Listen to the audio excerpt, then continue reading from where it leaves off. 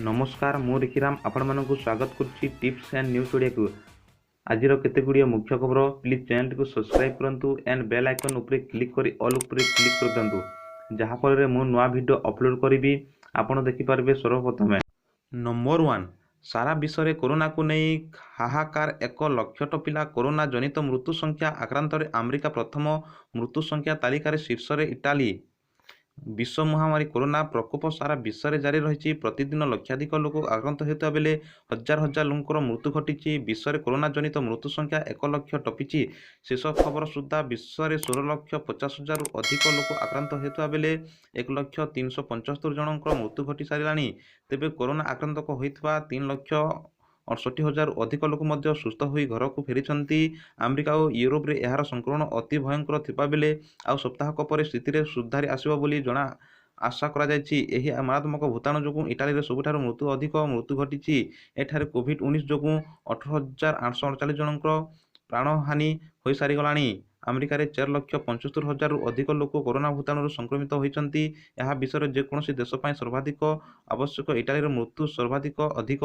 America रे मध्य 18,000 अधिक लोक मृत्यु घटी सारी। स्पेन रे ए जाए प्राय 16,000 लोक जीवन नेलानी एही महामारी। नंबर 2 घरे पहुँचो पाठ्यपुस्तक होम डिलीवरी। सरकारी तथा सरकारी अनुदान प्राप्त विद्यालय पढ़ुवा छात्र छात्री घरे पहुँचो मागणा बही। मार्च 15 रु स्कूल पहुँची सारी पाठ्यपुस्तक। तेबे लॉकडाउन पर छात्र छात्री यही बही पाई पारि नाहांती। एबे 2 मास पर्यंत स्कूल बंद पाई घोषणा कर बेले ए परिस्थिति रे सरकारी अनुदान प्राप्त विद्यालय पढ़ुवा छात्र छात्री मागणार पाठ्यपुस्तक किभली पाइबे ताहा नहीं समस्या देखा जायछि।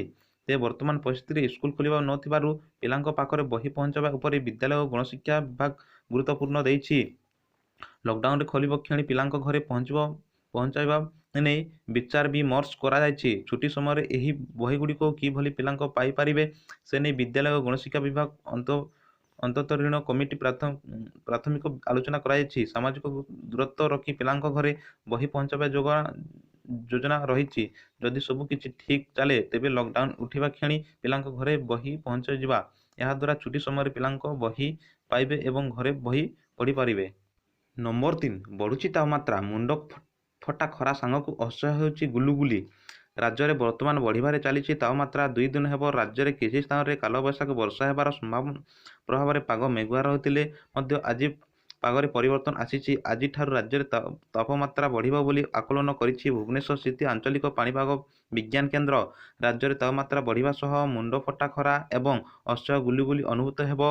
एथिसह राज्य में किछि स्थान में 14-15 तारिख जाए उपरबेला समय रे कालबैशाखी हेबार मध्य संभावना रही कहिछि पाणीपाग विभाग। विशेषकर 12 रु 14 तारिख भितर अनेक स्थान में तापमात्रा 40 डिग्री अतिक्रम करिबो।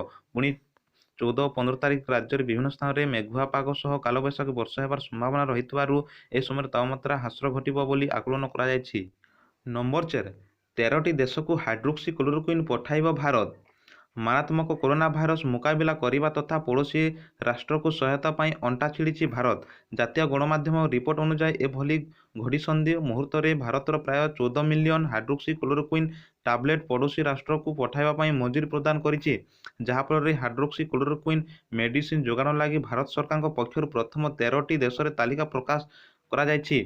सही राष्ट्रगुड़िक मध्य रही America, Germany, Spain, Brazil, Bahrain, Nepal, Bhutan, Afghanistan, Maldives, Mauritius और बांग्लादेश। नंबर 5 ओडिशा रे आउ 2 कोरोना रोगी चिन्हट। राज्य में कोरोना आक्रांतक संख्या 50 छुईला। राज्य में आउ 2 कोरोना रोगी चिन्हट होइछन्ति। एहासह ओडिशा रे पॉजिटिव केस 50 को वृद्धि पाइछि।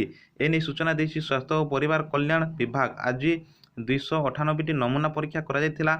उल्लेखयोग्य जे कोरोनार राज्य में एही 2 जनक मिसाई 47 जन आखि केस रही। 12 जन सुस्थ हेबा सांगकु जनकर मृत्यु होइता नै सूचना देछि।